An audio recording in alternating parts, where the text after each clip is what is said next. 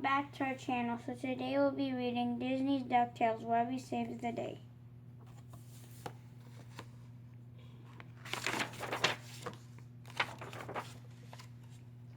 Donald Duck was away on a trip.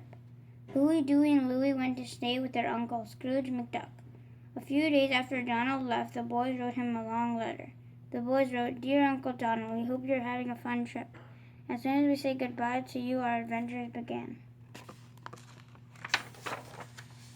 The letter told how Scrooge's helicopter had nearly landed on them at the dock.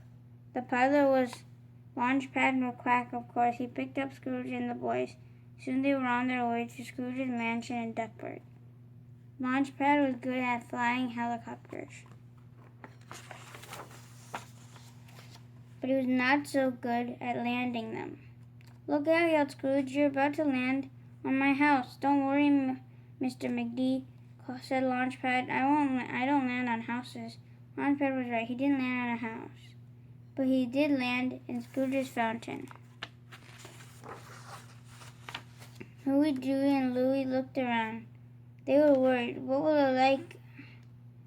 What will it be like here?" the boys wondered. The mansion looked more like a prison than a home. "Remember, boys," said Scrooge, "no touching, no playing, no running. No anything while you're here. This is my butler, Duckworth. He will see to it that you behave properly." "Oh no," the boys thought. "This place is like a prison."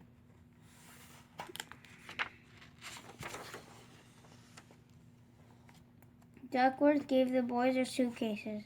The boys went upstairs to their room. The boys unpacked their toys. "This place isn't too bad," said Louie. "Look, there's lots of room to play games." The next few days were not easy for poor Duckworth. He was used to serving tea. He was not used to keeping up with three playful boys. One day, Duckworth went to see Scrooge. "It's not my job to look after boys, sir," said Duckworth. "All right, Duckworth," said Scrooge. Scrooge picked up the telephone.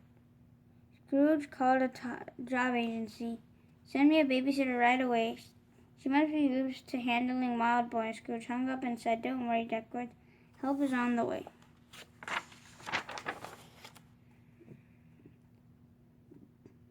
The next day, Mrs. Beakley arrived. Her young niece was with her. "My name is Webby," said the little girl. "Do you want to play?" "I have my jump rope with me." "Jump rope?" yelled the boys. "Jump rope is a girl's game." Huey, Dewey, and Louie were wild boys, but no wilder than most little boys. Miss Beakley had no trouble with them. Miss Beakley soon had the boys neat, clean, and behaving like perfect gentlemen.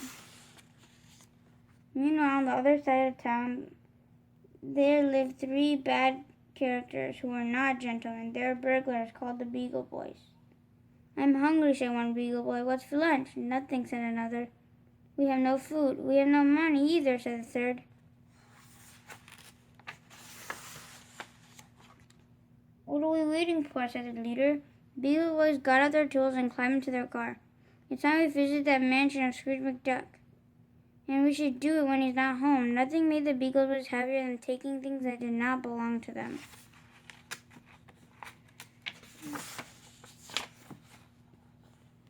The Beagle Boys parked their car near Scrooge's mansion. Then they hid behind some bushes. "Look," the leader whispered, "Scrooge and his butler are leaving.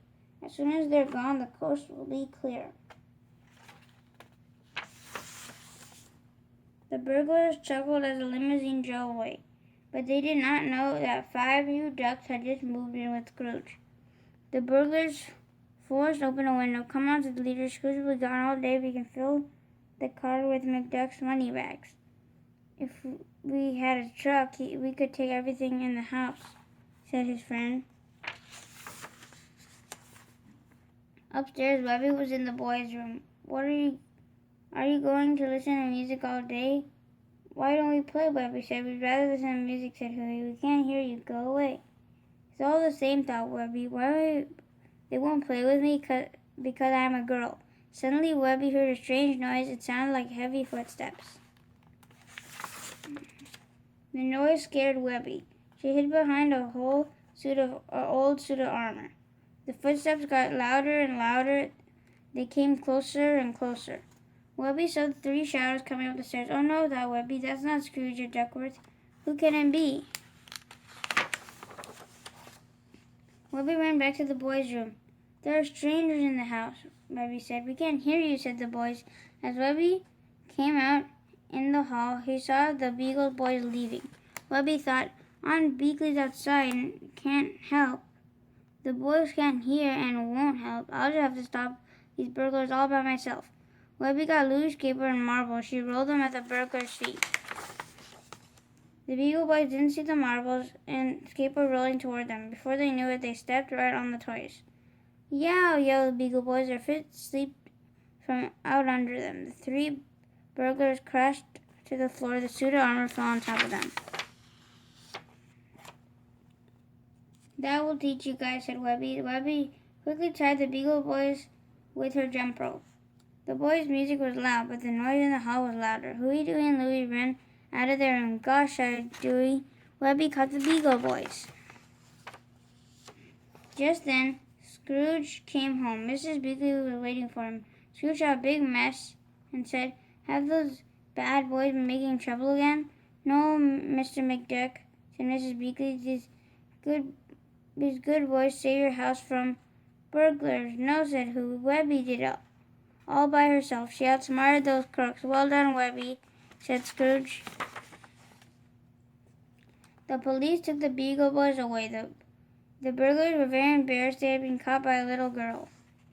You're not so bad, Webby, said Huey. How about playing with us, said Dewey. Maybe we can go roller skating, said Louie. Maybe, said Webby. And then we can play with my jump rope. The end. Thank you for watching. Hope you guys enjoyed Disney's DuckTales. Webby saves the day. And stay tuned for another book read coming soon. Be safe out there. Take care. We'll see you again soon. Bye. Bye.